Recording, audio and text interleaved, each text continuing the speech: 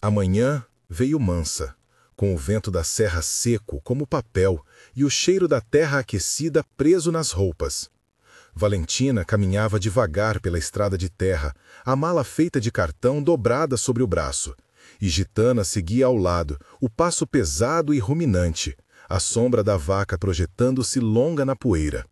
Havia no rosto de Valentina um cansaço que parecia antigo, não só de noites sem sono, mas do peso de uma vida que lhe fora tirada em silêncio. Atrás, para onde olhasse, ficava a casa que um dia chamara de lar. À frente, o céu que as mães costumam chamar de promessa. Ela apertou a alça do cartão, sentiu a lã áspera da manta que a acompanhava desde menina e, por um instante, deixou que um pedaço do vento lhe levasse a lembrança da voz da mãe. Uma canção que era mais receita do que canção, instrução de mãos, cheiro de leite e de panela ao fogo. Se esta história tocar seu coração, inscreva-se no canal, ative as notificações e escreva nos comentários de qual cidade você nos assiste. Sua visita nos ajuda a contar mais vozes das serras. Agora, volta comigo para o peso do cartão e o passo compassado de Gitana. Quando a família a deixou no curral velho, houve um silêncio que doía mais que gritos. A morte da mãe havia aberto uma ferida antiga, e no centro dessa ferida surgiram papéis que a transformaram em estrangeira em sua própria terra. Os tios, com olhares que não disfarçavam a pressa de tomar o que vinha com propriedade, mostraram documentos fáceis de leitura e difícil reparo. Disseram palavras com gosto de pólvora. É o melhor para nós. O padrasto Ricardo falou pouco, as mãos sujas de negócios que não eram conversas. Valentina lembrava-se das mãos da mãe, pequenas e firmes, da ordem de sempre. De manhã, o leite, à tarde, o fogo, à noite, o pão. Era essa sequência que agora se desmanchava em papéis que afirmavam outra verdade. Ela tentou argumentar, as lágrimas salpicando o pó do chão como chuva de verão. Tentou implorar por Gitana, aquela vaca era mais que gado, era memória. Mas a autoridade dos homens vinha com voz de sentença, e as portas se fecharam como se a casa fosse uma arca que não cabia perdão. Ficou a mala de cartão, com os poucos vestidos e um caderno de receitas da mãe, folhas amareladas onde a grafia tremida dizia a quantidade certa de sal, o tempo exato de fogo, o segredo de envolver o soro como quem embala um bebê. E ficou Gitana, que olhou para Valentina como quem reconhece alma. Eles saíram cedo, antes que o sol aquecesse demais, e foram para o mundo que não lhes prometia nada além do próprio passo. As primeiras noites foram pontuadas de frio, de medo e de aprendizado urgente. Valentina aprendeu a proteger a vaca com cobertores e com improvisos de madeira. Dormia embaixo de uma lona estendida entre duas cercas, com o cheiro do feno como colchão e o vento da serra como vigia. Havia fome que se resolvia com fruto de árvores e com pedaços de pão que às vezes um caminhante deixava. Houve uma noite em que a chuva veio forte e o cartão encharcou. Valentina ficou acordada contando os latidos de cães ao longe e repetindo a receita da mãe como um rosário, para que a memória aquecesse o corpo.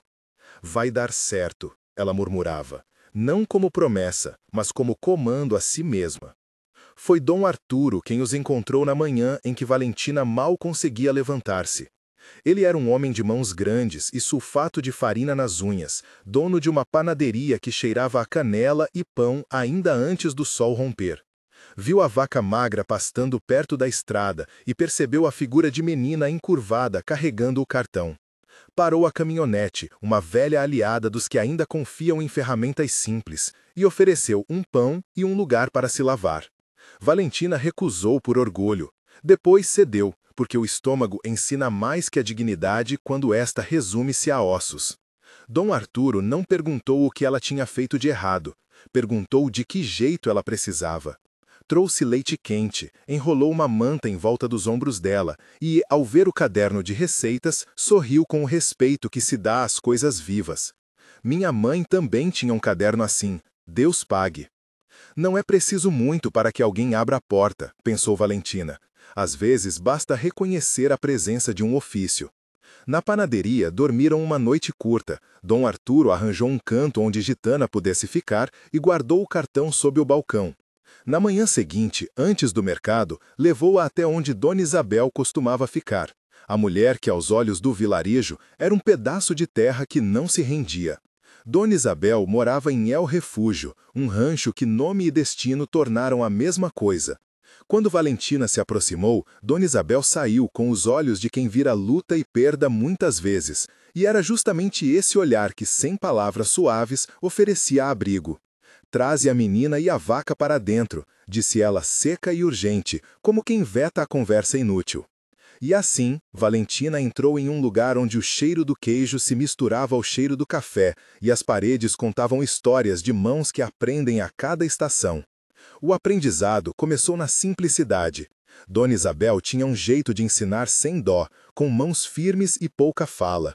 Primeiro foi a ordenha, o toque leve, o tempo de esperar o primeiro jorro, a postura do corpo para não assustar o animal. Valentina repetia, de manhã, de tarde, até que as mãos deixaram de tremer. Gitana respondia. Havia entre os dois uma conversa silenciosa, troca de reconhecimento. Depois veio o soro, o fogo, a coalhada que se transformava em massa com o toque das palmas. A prensa era um segredo que a mãe lhe legara em linhas tortas no caderno. Valentina descobriu ali as medidas que o sal resolve, a razão exata de apertar para tirar o excesso e preservar a cremosidade. Em El Refúgio, o ofício era escola e terapia. Do calor do queijo nas mãos para o calor que se infiltra na alma, o trabalho costurava um novo corpo para Valentina. Dona Isabel não apenas ensinava técnicas, dava nomes aos problemas. Quando Valentina perguntou por que as pessoas mostravam tão pouca piedade nas portas da casa que fechou, Isabel respondeu com um olhar que pesava mais que explicação. Porque muitos desejam o que tem mãos para tirar. Tu aprendeste cedo que às vezes a justiça demora. E acrescentou, com ar de quem havia enterrado muita coisa. Mas a terra, menina, a terra lembra quem a ama. À noite, ao redor do fogão, com o queijo ainda na prensa, Valentina apertava as mãos, sussurrava uma oração curta que herdara da mãe, um agradecimento manso e um pedido contido. E sentia, por vezes, uma paz que vinha como se a serra soprasse direto na espinha. Os primeiros queijos foram pequenos triunfos. Formatos irregulares, crostas ainda tímidas, sabor que carregava uma história de mãos novas. Dona Isabel levou um punhado ao mercado local. Dona Remédios, que conhecia a clientela, provou e repetiu a palavra que abre portas. Bom. Dali em diante, o produto começou a andar de boca em boca. O que Valentina não imaginara era que o mesmo ofício que a salvava também a tornaria visível. E visibilidade, em terras marcadas por hierarquias, tem preço. No mercado, entre barracas que ofereciam milho, tecidos desbotados e ferramentas de metal, o queijo de Valentina começou a aparecer em uma mesa humilde, ao lado de pãezinhos de Dom Arturo e dos doces de Dom José. O aroma conquistou clientes, e com clientes veio a atenção de compradores maiores. Foi assim que apareceu o senhor Aguilar, homem de cidade com olhos de quem conhece o valor do produto bem feito. Ele provou, fez uma careta de avaliador e no minuto seguinte ofereceu-se a levar um lote maior para Guadalajara. Se isso tiver constância, eu compro, disse ele, com a voz que usa quem compra e não apenas consome. Para Valentina, a proposta soou como uma promessa de respirar. Contrato, transporte, preço regular. Naquele dia, quando o senhor Aguilar saiu com os primeiros pacotes, Valentina ficou parada no mercado sentindo o mundo girar um pouco diferente. Mais firme, menos hostil. O sucesso, porém, trouxe também sombra. Ricardo e seus irmãos, que acreditavam ter fechado um capítulo ao mandá-la embora, observavam de alguma margem os trocos que começaram a voltar à vila em forma de sacos e encomendas. Não era só inveja, era a memória de um poder que começava a escapar-lhes da mão. Em um fim de tarde, quando o sol dobrava a serra em tons de cobre, Valentina ouviu boatos de que a família trocava palavras em voz baixa sobre como recuperar o que perdera. Não houve ameaça explícita naquela época, apenas a sensação de olhos que mediam cada passo seu.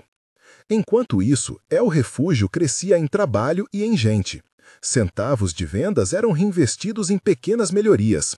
Uma prensa nova, um botijão a menos no fogão, uma cerca melhor ao redor do curral. Dom Arturo apareceu com ideias de embalagem. A comunidade começou a reconhecer o cheiro do queijo como sinal de qualidade. Valentina aprendeu a lidar com compradores e a calcular quantidades, a embalar com cuidado e até a formar uma pequena rede de entrega. À noite, sentava-se na varanda, gitana deitada nas sombras, e olhava as estrelas como se fizesse contabilidade delas. Uma por venda, uma por promessa cumprida. Houve também noites de dúvida. Em silêncio, Valentina lia as linhas do documento que a havia desalojado e sentia a garganta apertar. A ideia da restituição parecia distante como uma cidade além dos limites da serra. Mas os passos do trabalho ensinam a confiança prática. Se as mãos podem transformar leite em queijo, podem transformar falta em oferta. E foi essa crença, mais que esperança vazia, que a empurrou para frente. Dona Isabel mostrava a ela outra lição, uma que não consta em nenhum caderno: a necessidade de formar aliados. Sozinha, tu és força, junto és tempestade, dizia a mulher, com um sorriso que mais cortava do que acariciava. Assim, Valentina passou a frequentar as reuniões na capela, trocando notícias, ajudando em festividades e oferecendo queijos como um troféu de proximidade. A solidariedade, quando semear em terra ávida, retorna em forma de proteção. O contrato com Aguilar abriu portas maiores. Encomendas mensais, um nome escrito em papéis que agora carregava responsabilidade. Valentina delegou tarefas, organizou uma lista de entregas e aprendeu a delegar confiança. Essas rotinas trouxeram noites de sono melhores. Trouxeram também o reconhecimento que corrói a invisibilidade. Pessoas humildes passaram a chamá-la por nome nas feiras. Mães compravam seus queijos para as crianças e comentavam o sabor com molhas que guardam coisas boas como relíquias. Mas quando se cresce, cresce-se também a atenção dos que se sentem donos do que não lhes pertence. Em uma manhã de mercado, quando o sol ainda era recém-fermentado, aconteceu a primeira cena de confronto público. Ricardo apareceu com dois homens que se pareciam com seus irmãos, Mateu e Bruno, e fez uma reclamação alta na frente das barracas. Não eram apenas palavras, era a provocação do que sempre preferiu resolver com força quando a roupa social não dava aos seus intentes a aparência de justiça. Valentina ficou parada, com o coração batendo acelerado, e sentiu o som do mercado reduzir-se a um rumor. Alguns do vilarejo, surpresos, hesitaram, mas outros, aqueles cujas vidas Valentina tocara com pão, com queijo e com respeito, se aproximaram. Dona Remédios, com a voz que sempre encontrava o tom certo, interveio para pedir calma. Dom Arturo colocou-se ao lado de Valentina com os dedos cheios de farinha. O conflito terminou naquela ocasião sem golpes, mas com humilhação pública. Palavras antigas voltando a rondar para lembrar que ela nasceu de mãos vazias. Quando a noite caiu sobre El Refúgio, Valentina não dormiu fácil. Havia em seus sonhos a repetição da saída, a cena da mala de cartão. A mão da mãe vinha em cena como uma visão breve, dizendo apenas uma coisa: coloque sal com coragem. Era um encorajamento doméstico, e Valentina sorriu entre as lágrimas. Ao amanhecer, prometeu-se que faria do trabalho sua fortaleza, que o queijo fosse uma resposta firme ao silêncio dos papéis. E, no entanto, nem todo barulho se dissolvia em riso. A ameaça, sutil no mercado, retornou mais tarde naquela mesma semana de forma mais escura. Ouviu-se que planejaram uma invasão noturna ao rancho. As palavras chegaram como vento. Vozes em tavernas, passos desconfiados, um mensageiro com olhos que não conseguiam esconder o temor. Dona Isabel convocou quem pôde e, com a tranquilidade de quem conhece a serra, começou a preparar defesas, não de ferro, mas de presença. Quem chega de noite com intenção de roubar, chega com pressa. Nós abrigamos a pressa com rostos, disse ela. E a comunidade entendeu que não se tratava apenas de proteger uma propriedade, mas de proteger a dignidade de alguém que reconstruíra a vida com suas mãos. Na véspera do que viria a ser uma noite tensa, Valentina passou as horas na prensa. A massa parecia mais resistente que nunca, e ela apertou até o suor aparecer na testa. Gitana deitou-se mais perto, como guardiã, e parecia ouvir. A prensa, o fogo e a serra formavam uma trindade que a lembrava de uma verdade simples. Havia pedras no caminho, mas também havia ferramentas para mover pedras. Ainda assim, o peito doía com a antecipação do confronto. Cada ruído lembrava portas arrombadas, cada sombra fazia sua respiração acelerar. Quando o mercado terminou naquele dia e as luzes foram apagando uma a uma nas barracas, Valentina ficou um tempo olhando a estrada que levava ao vilarejo maior. Pensou em aceitar o convite do Sr. Aguilar para visitar Guadalajara, pensar em contratos maiores, mas sabia que antes havia contas a acertar, não com ódio, mas com justiça. Respirou fundo, tocou Gitana na testa e sentiu a pele quente do animal. Deus o pague, sussurrou, não como súplica desesperada, mas como reconhecimento de que alguém os guiava nas escolhas. Naquele momento, uma figura apareceu na margem do mercado. Um homem que Valentina não reconheceu de imediato, mas que trazia um envelope. Era um homem com cara de cidade e mãos de papel, e trazia um aviso simples. Estavam investigando os documentos que haviam transferido à terra. Valentina guardou o envelope sem abrir, como quem guarda uma promessa que ainda precisa ser lida. A noite caiu e trouxe consigo a vigília. No rancho, lanternas foram distribuídas, cães ficaram presos perto dos cercados e vizinhos se turnaram para ficar acordados. Gitana mastigava em sua calma bovina e Valentina, com as mãos ainda cheias de soro, segurou a prensa na entrada da casa e pensou nas estradas que percorreu. Não era o fim, sabia disso. Mas a sensação de que algo maior se aproximava fez com que ela apertasse os dentes e repetisse mentalmente as receitas e as instruções da mãe. Às vezes a justiça precisa de tempo. Às vezes o tempo é o fermento que transforma o amargo em sustento. O silêncio da serra naquela noite não era completo. Havia passos, sim, que vinham de longe. Vozes sussurradas que pareciam medir a coragem de quem vigia. Valentina fechou os olhos, deixou a memória do leite quente aquecê-la e se preparou para o que viesse. A história, que começara com uma mala de cartão e uma vaca, mostrava agora que podia virar outra coisa, um negócio, uma família escolhida, uma pequena luz num horizonte que insistia em ser duro. E quando, por fim, os primeiros ruídos mais próximos surgiram, não foi mais como quando era apenas menina. Havia agora gente à volta, mãos que já reconheciam o valor do seu trabalho, e essa pequena rede se tornaria, se preciso, muro e escudo. Valentina ergueu-se, as mãos firmes, o coração batendo como se marcasse passo. Lá fora, a sombra avançava sobre o terreiro. A sombra avançou sobre o terreiro como se fosse uma mancha de óleo que se estende na madeira. Não veio só, trouxe ruídos, o arrastar de botas, o farfalhar de capas, sussurros que se confundiam com o vento entre as folhagens. Valentina ergueu-se, sentindo o ar frio cortar a pele exposta entre as mangas da camisa. Gitana levantou a cabeça, as orelhas atentas, o corpo pronto. Dona Isabel não falou. Cruzou o terreiro com passos curtos e firmes, recolhendo uma lanterna ao longo do caminho e ajeitando o lenço na cabeça como quem prepara uma oração. Os primeiros homens alcançaram a sombra da cerca. Não eram muitos, mas vinham com uma sensação de pressa que tornava tudo mais perigoso. Quem corre por algo não costuma medir o remorso. Não abram fogo, murmurou um vizinho do outro lado, com a prudência de quem conhece as mãos da lei e a fragilidade das famílias. As lanternas criaram círculos de luz que tremeluziam nas paredes de adobe. Das casas chegaram vozes baixas, filhos despertando, mulheres que, ao ouvir o barulho, tomavam posição mexendo apenas com os olhos.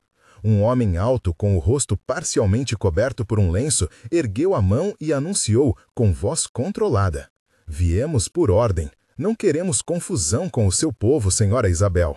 Precisamos ver documentos. É coisa de cidade, basta abrir e mostrar. Não precisa de sangue."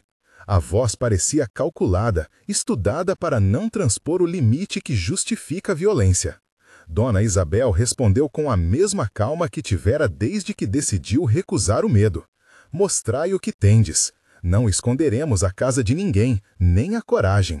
Não foi desafio, foi convite para que o resto do desejo dos homens se expusesse.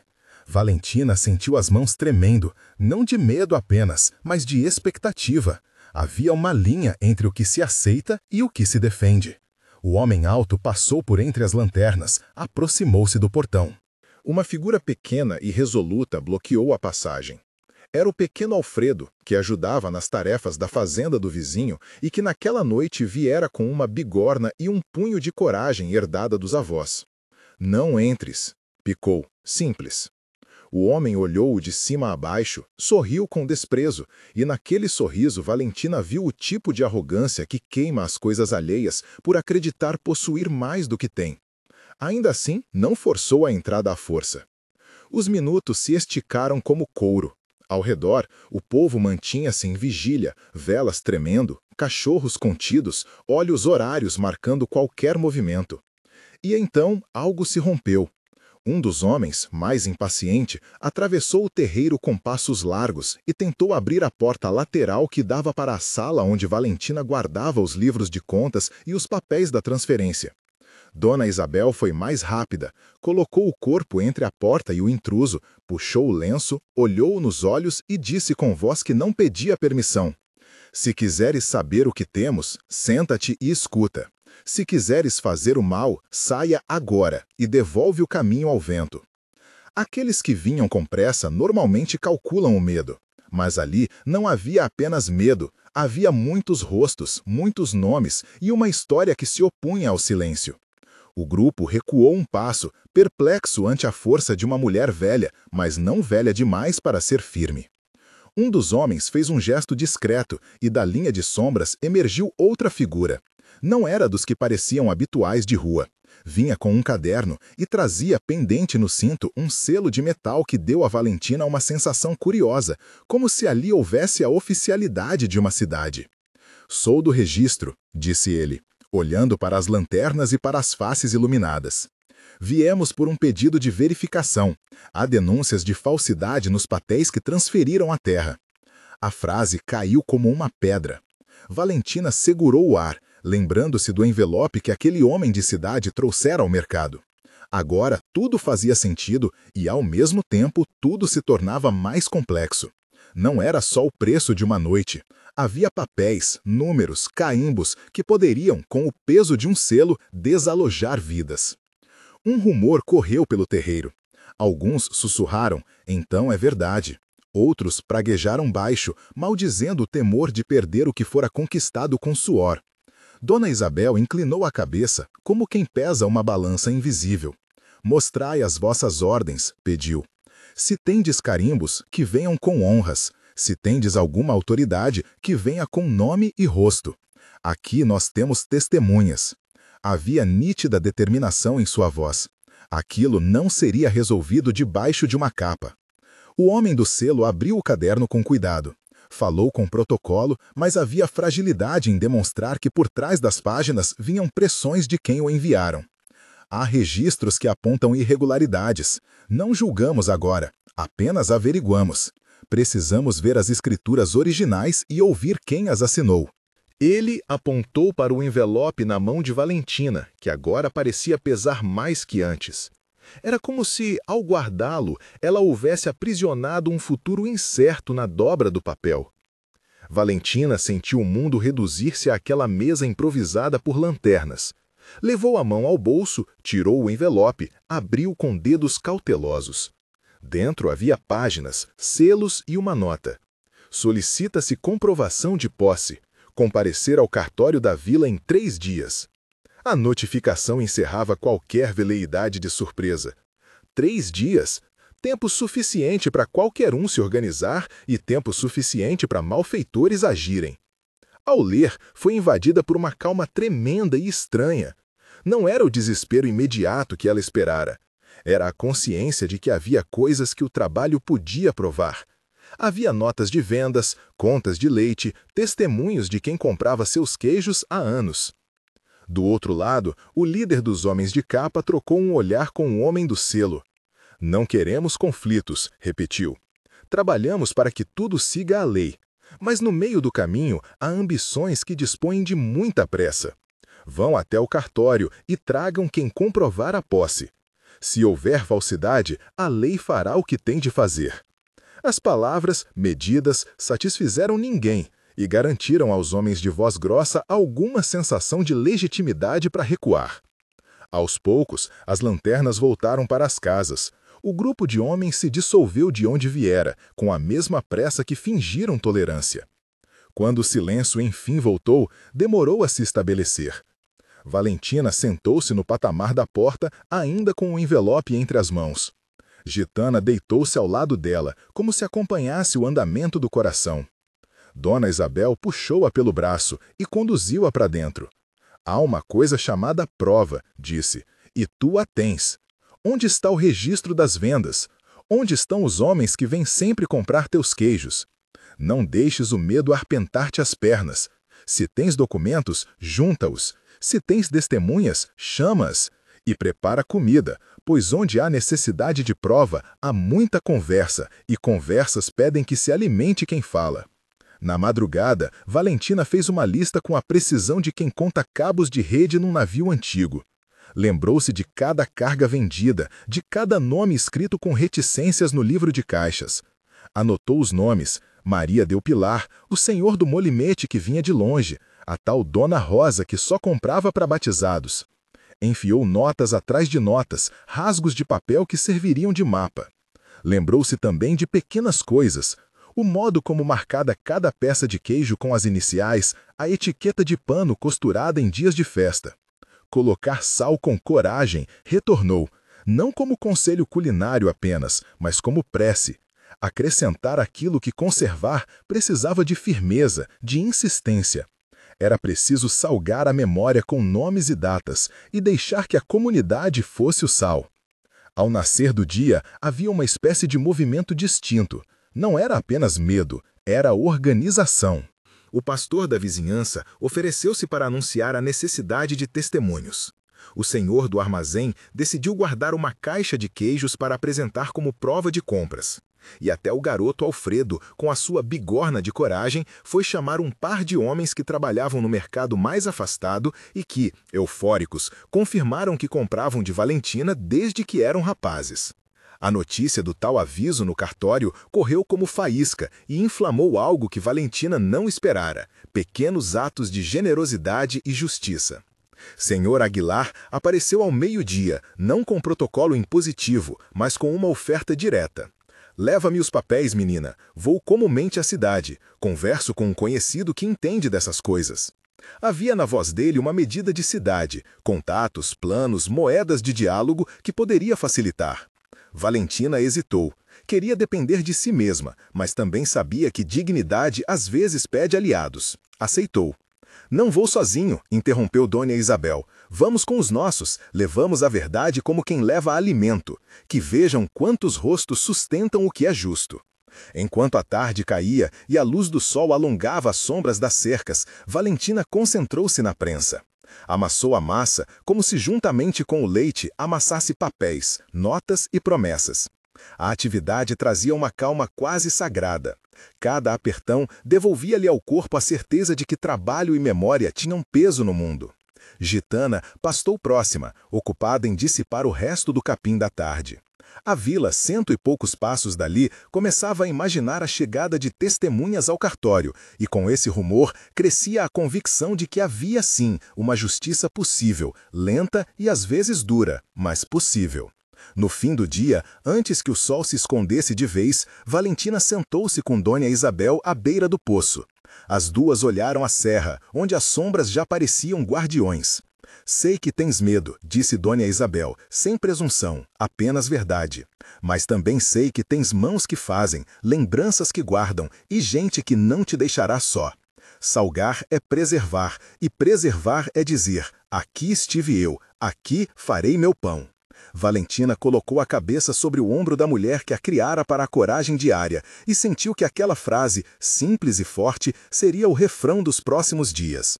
A noite que veio depois não foi a mesma vigília tensa. Houve menos passos na estrada e mais conversas em voz alta, vizinhos que organizavam listas, uma rede de nomes que formavam uma teia pronta para resistir. O envelope do homem de cidade jazia sobre a mesa, aberto como uma promessa, e Valentina, antes de dormir, encostou a mão sobre ele como se abençoasse papel. Sabia que vinham dias de cidade, de carimbo, de pequenas batalhas em salas cheias de portas. Sabia também que naquelas lutas o que valia não era só o que se trazia de papel, mas o que se cultivava ao redor, rostos, memórias, o testemunho de que o rancho foi tecido com trabalho. Fechou os olhos com a imagem da prensa, do fogo e do cheiro de leite quente, como se aquela trindade fosse um estandarte que a guiaria. E antes de dormir, repetiu para si a máxima maternal com a fé de quem aprendeu a cozinhar a coragem. Coloca sal com coragem. A frase serviu de lenha para a manhã que viria. No amanhecer seguinte, quando as primeiras carroças começaram a aparecer na estrada, Valentina já sabia o que levaria ao cartório. Sabia também que, embora a lei do papel respondesse em seu ritmo, havia uma lei mais velha, feita de rostos e memórias, que nem carimbo algum poderia anular. E enquanto a vila se alinhava para partir, ela segurou Gitana pela corda, ajeitou o lenço e saiu com os documentos sobre o braço como se levasse consigo o peso e a luz de tudo que construíra. A estrada até a cidade estendeu-se como um braço longo de poeira. As carroças rangiam, cavalos resmungavam e no ar havia um cheiro misto de feno, suor e papel velho. Valentina sentiu que o corpo dela próprio tomava o ritmo daquele vai e vem coletivo. Passo firme, respiração medida, olhos presos aos documentos dobrados sobre o braço. Dona Isabel ficou ao seu lado, mãos cruzadas sobre o regaço, e atrás delas desfilaram rostos conhecidos. O senhor do armazém com a caixa de queijos amarrada, Alfredo com mãos ainda sujas de metal e coragem, os dois homens do mercado que vinham de léguas, mulheres que trouxeram listas escritas à pressa, um ou outro rapaz que trouxera cordas e boa vontade. Senhor Aguilar guiou-os pelas rameles de pedra hasta um prédio com janelas altas e uma placa de ferro que brilhava sem ostentação. No vestíbulo, o ar gelado de entrada misturava-se ao calor do sol. Havia ali um vai e vem de pessoas e papéis, uma movimentação onde cada rosto parecia carregar um pequeno drama.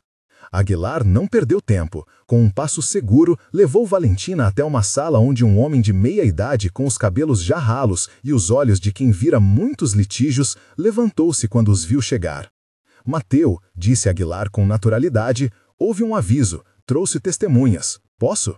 A voz carregava a cidade, objetividade e, por trás dela, a cortesia dos que movem portas. Dom Mateu estudou os papéis, inclinou a cabeça, passava o polegar sobre as linhas como se sentisse o relevo da letra alheia. Era um homem do cartório, preciso, lento em juízo, mas não insensível ao peso de um documento bem composto. Precisamos registrar tudo, murmurou ele sem candura.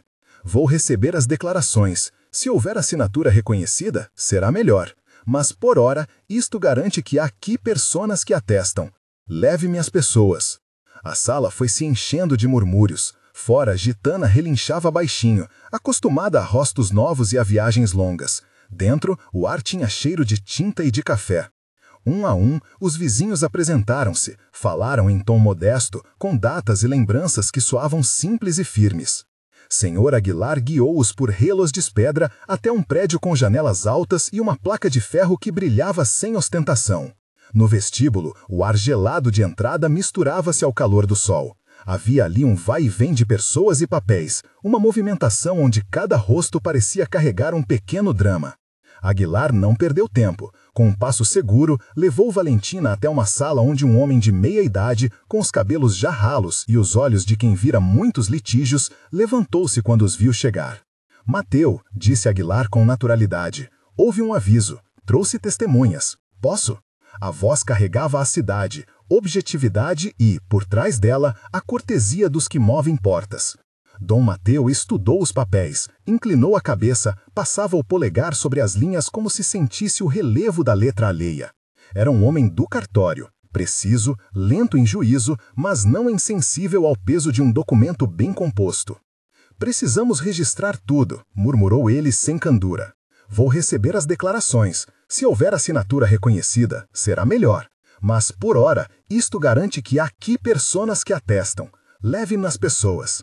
A sala foi se enchendo de murmúrios. Fora, Gitana relinchava baixinho, acostumada a rostos novos e a viagens longas. Dentro, o ar tinha cheiro de tinta e de café. Um a um, os vizinhos apresentaram-se, falaram em tom modesto, com datas e lembranças que soavam simples e firmes. O dono do armazém abriu as mãos e mostrou a caixa de queijos. Comprava sempre no rancho dela e não via outro nome. Alfredo, que falava menos, bateu com a palma na bigorna improvisada que trouxera para lembrar o metal das transações. Era uma espécie de prova viva. Quando precisava de peças, ia à casa da Valentina. Trocávamos por queijo. O mercado trouxe 2 homens que, de maneira quase ritual, lembraram os nomes das filhas de Valentina, a época em que cada uma nascera e como, em todas as festas da comunidade, ela fora presença constante com pães, queijo e riso. Os depoimentos enchiam o pequeno espaço de humanidade. Dom Mateu registrava com letra firme. Entre um bilhete e outro, olhava diretamente para Valentina como se dissesse: tua história entra no livro agora.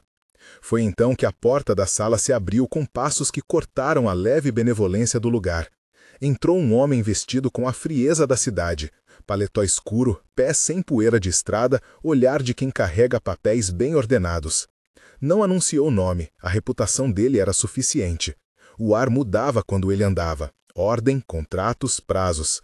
Trazia consigo um envelope selado e um documento com carimbo que cheirava a formalidade. Sou representante do Sr. Calderon, afirmou com voz que não pedia, apenas declarava. Tenho aqui a notificação registrada. Este imóvel consta, segundo antigos títulos, como propriedade do meu cliente. Exijo que se proceda conforme a lei. A sala encolheu. Dom Mateu ergueu as sobrancelhas e fez sinal para que o homem esperasse enquanto folheava os livros. Aguilar deixou o braço sobre o ombro de Valentina numa tentativa de translucir calma. Dona Isabel respirou fundo como se quisesse empurrar ar de coragem para dentro da moça. Fora do gabinete, a gente que ficava na antessala apertava-se como quem segura uma corda. O representante de Caldeirão abriu o documento e citou datas, registros, um cruzamento de matrículas que, em teoria, o colocava acima de contestações simples.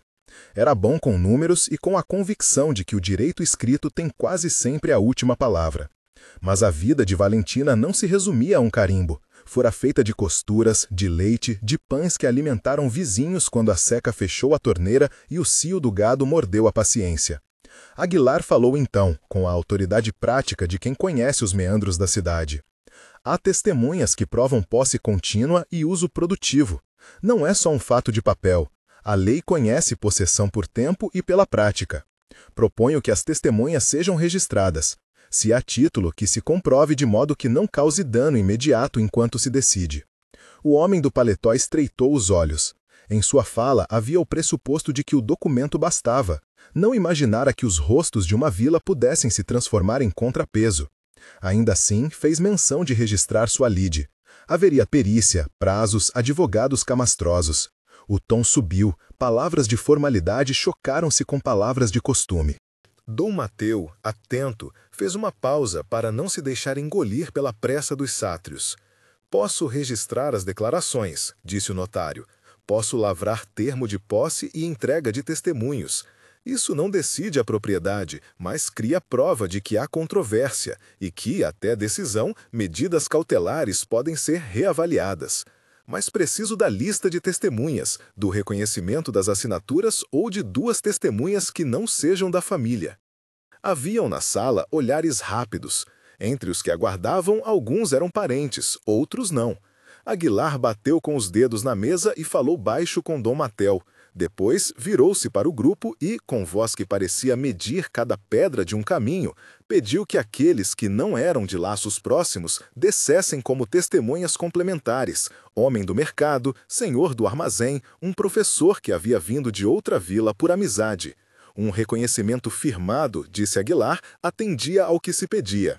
Assim fizeram. Pessoas que tinham pouco motivo para mentir e muito para perder entraram, assinaram, olharam para Valentina com olhos que eram como uma promessa: não estás sozinha. O representante senhor Caldeirão assistiu a tudo com impaciência. Em certo momento, levantou-se e murmurou que tudo aquilo seria questionado, que o poder do título apareceria, que havia leis que protegem o dono registrado. Mas Dom Mateus já digitava o termo, passava o carimbo com um movimento que não era fútil, tornava oficial uma coisa que até então estava pendurada nas vozes andantes da estrada. Quando terminaram, foi como se toda a sala soltara um suspiro coletivo. Tinham conseguido de modo prático converter memórias em documento, tinham segurado no tempo para dar-lhe forma material.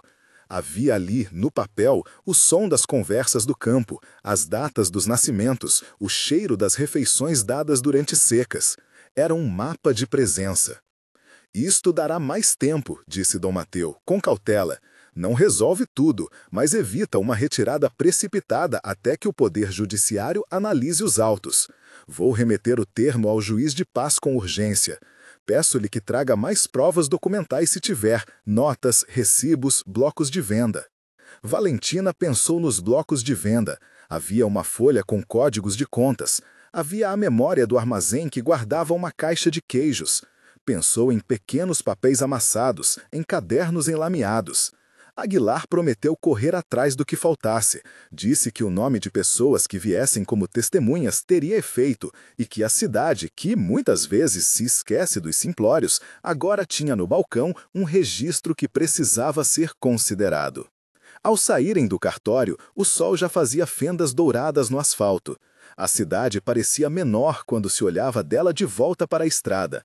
As carroças retomaram o caminho com um peso diferente. Valentina sentiu que os papéis sobre o braço tinham ganhado um pouco de sangue das mãos de todos. Não era uma vitória. Ninguém prometera remédio final, mas uma pausa, um tempo comprado com a palavra comunitária. Durante a volta, as conversas foram menos tensas. Havia uma sensação coletiva de dever cumprido. A vila havia comparecido como numa missa de justiça. Dona Isabel levantou a mão e, como se fosse bênção, passou-a sobre o dorso de Valentina. Alfredo contou uma anedota sobre um queijo que sabia a flores. Os dois homens do mercado falaram sobre a festa que fariam se as filhas dela pudessem, um dia, assar pães como antigamente. Gitana caminhou com passo medido ao lado da carroça, como se percebesse que o trabalho daquela viagem fora também para preservar o pasto onde comia. Quando o rancho apareceu no horizonte, as sombras já alongavam com as formas de um entardecer. Havia ali o barulho do riacho, o tilintar de utensílios, vozes de crianças que corriam pela rua, como se a notícia fosse alegria. Ao chegar, encontraram uma pequena assembleia no pátio. Vizinhos que não foram à cidade, curiosos que ficaram, cozinheiras que guardavam panelas e que sabiam que aquele caldo era mais que alimento, era presença. Valentina desatou as amarras por instinto, abriu os papéis em cima de uma mesa de madeira e deixou que o vento levasse o aroma do papel e da tinta para os cantos do rancho. Não está resolvido, disse ela, abrindo um sorriso que era menos felicidade e mais alívio cauteloso. Mas não ficaremos sem luta. Dona Isabel assentiu, os olhos dela já marcados de dias e noites de vigília. Havia determinação nas mãos das duas, cozinhar, trabalhar, enfrentar o que viesse. O rancho, com sua prensa, seus queijos e seus lenços, continuaria a ser pedaço de mundo onde as pessoas se encontravam para comer e lembrar.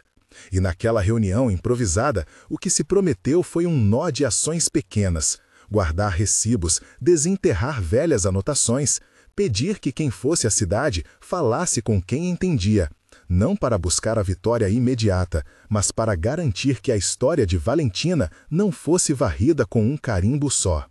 Quando a noite caiu, a fogueira reuniu mais pessoas.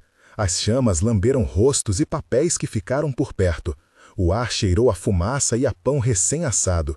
Houve risos tímidos, um canto que alguém lembrou e outros que bateram palmas como quem confirma a posse pelo som. Valentina, sentada à luz do lume, olhou para as mãos calejadas e repetiu em voz baixa, quase ritual, a frase que a curara desde o começo. coloca sal com coragem. Fez-se silêncio um instante e a vila respondeu com pequenos ruídos de vida que naquela madrugada pareciam promessas. Ainda havia cartas a escrever, visitas a marcar e o nome de Calderon a rondar como sombra. Mas, por ora, o salão da memória ganhara um novo termo: responsabilidade partilhada. E sob a tábua velha da mesa, entre feixes de feno e utensílios de cozinha, Valentina pôs os documentos em cima, olhando-os como quem observa sementes plantadas. A madrugada veio, e com ela um vento que trouxe do campo um cheiro de relva úmida. No rancho, as tarefas retomaram ritmo. A prensa trabalhará, os queijos curar-se-ão, as conversas continuarão. A comunidade estava agora despertando para algo que não era apenas defesa de propriedade. Era defesa de um lugar do mundo onde se aprende a ser gente diante do trabalho. Valentina deitou-se com Gitana aos pés e pensou nas pessoas que aguardariam no cartório nos dias seguintes, nas mãos que escreveriam cartas, na justiça que se moveria em seu próprio tempo. E enquanto o sono lhe fechava os olhos, não pôde deixar de sentir que, além das papéis e carimbos, havia uma força antiga a lhes assistir: o costume do abraço coletivo àquilo que é justo. Era talvez o único tipo de lei que ninguém inventara para vigiar os documentos, a insistência de uma vila em não deixar que uma história se apagasse sem luta. Na manhã que viria, haveria telefonemas, visitas e possíveis novas surpresas. Mas naquele instante, com o mundo respirando lá fora e a prensa aguardando, Valentina permitiu-se pensar que a batalha seria longa, mas que não mais a teria que encarar sozinha. O rancho era de trabalho, a cidade tinha papéis. Entre ambos ficava a vida que precisavam defender. O dia abriu claro, como se o céu tivesse tomado partido. O vento que entrava pela fresta da porta trazia cheiro de pão e de capim molhado, e os primeiros raios desenhavam no chão da cozinha mapas de luz que as mãos de Valentina sabiam seguir sem erro. Ela levantou-se antes dos outros, enrolou um lenço no cabelo e foi acender a prensa.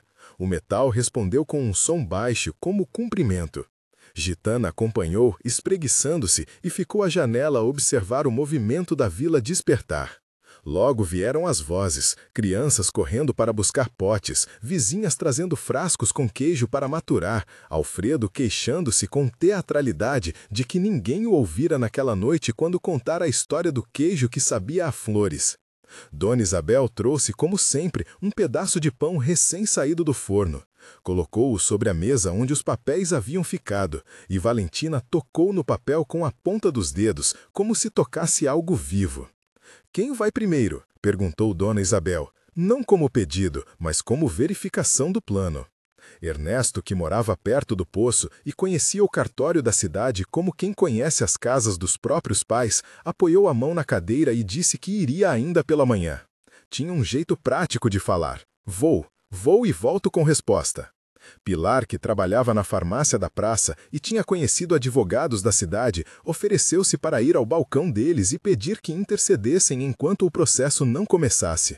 Alfredo juntou a voz: leva o que for preciso, e Gitana fica aqui para o caso de algum mensageiro vir enquanto estamos fora.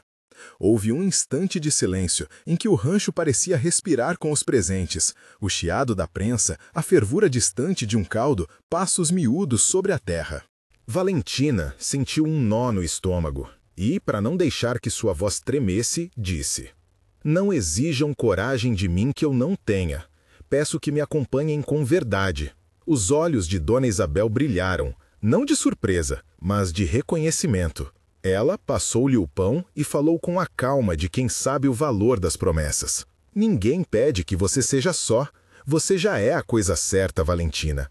O resto vem por mãos nossas. Antes de partirem, escreveram uma carta curta, endereçada ao oficial do cartório, explicando a situação e pedindo prioridade. Alfredo selou-a dentro de um envelope, Pilar colou um selo com cuidado. A comunidade concordou que não fariam barulho. Não era hora de ameaças, mas iriam com firmeza, levando testemunhas, recibos, famílias que pudessem confirmar o uso e a história do rancho. Quando a pequena comitiva se formou, pareceram mais do que pessoas. Eram uma corda de resistência, levada em cima de rodas e sacos. Gitana veio até a soleira. e Valentina, por instinto, alisou-lhe o pescoço. O animal inclinou a cabeça como quem agradece, e por um momento houve uma comunhão silenciosa entre mulher e criatura. A estrada para a cidade calçou-se de pó e lembranças. Crianças vieram até a saída do rancho para acenar. Algumas mulheres trouxeram recipientes com água fresca para a viagem.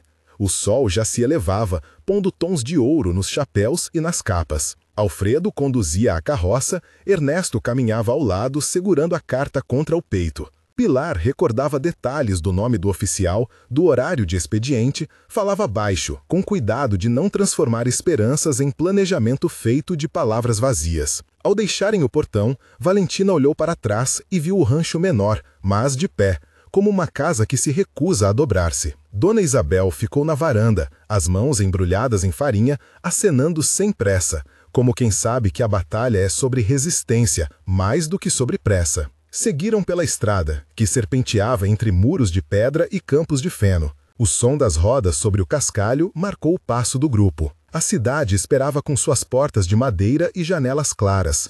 O cartório, com seu ar de documentos e carimbos, com tudo aquilo que repete o mundo em palavras. Havia medo, e também a certeza de que com cada passo, a história do rancho se tornava menos coisa só de uma mulher e mais promessa viva de um lugar onde se cozinha e se guarda a memória. E assim partiram, levando consigo não apenas papéis, mas o nó de pequenas ações que acumuladas fariam diferença. O dia, vasto à frente, parecia estar do lado deles.